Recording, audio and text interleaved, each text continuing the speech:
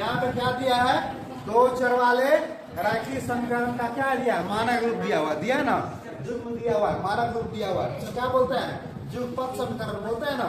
देखिए इस दो समीकरण को हम देख के बता सकते हैं किस परिस्थिति में इसका एक हल होगा, अनंत हल होगा, या फिर कोई हल ना होगा।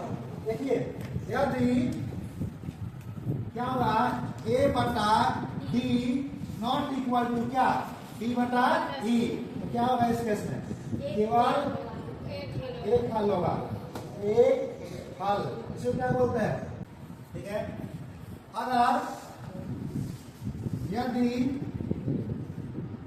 a बटा d इक्वल टू b बटा e इक्वल टू क्या, c बटा f, इसका मतलब दोनों समीकरण क्या है, सेमी है, क्या होगा, अनंत हल होगा, क्या होगा, अनंत हल, ठीक है।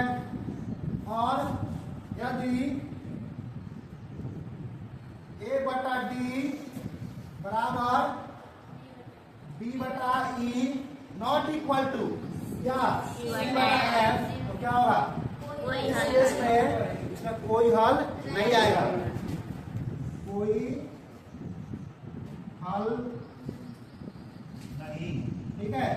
आगे आप ग्राफ देखेंगे इसका, तो ग्राफ में क्या देखेंगे, इसका ग्राफ क्या आएगा, प्रतिच्छेदी आएगा, अर्थात एक बिंदु पर काटेगा, आगे देखेंगे हम लोग। इसका ग्राफ क्या आएगा, संपाती आएगा, दोनों सेम ही ना है, ग्राफ खींचिएगा तो दोनों क्या एक ही लाइन पे आएगा ना, तो क्या हो गया, संपाती हो गया, और ये क्या हो गया, समानांतर होगा, समानांतर रेखाएं होगी तो प्रतिच्छेद करेंगे ही नहीं, तो दोनों में x y का मान मिलेगा, नहीं मिलेगा।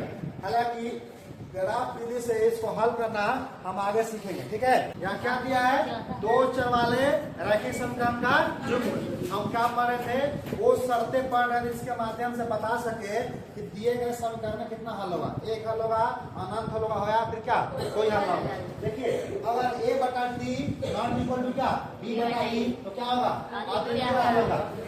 अगर ऐसा है तो क्या होगा, अद्वितीय हल होगा। अगर किसी दिए गए रैखिक समीकरण का जुग का हल क्या होगा, अद्वितीय होगा, तो फिर ऐसा होगा, यानी इसका क्या विलोम भी सही है। अगर ऐसा है तो क्या होगा, अद्वितीय हल होगा, अगर अद्वितीय हल है तो ऐसा होगा। उसी तरह a बटा d इक्वल टू b बटा e इक्वल टू c बटा f, तो क्या होगा, अनंत हल होगा।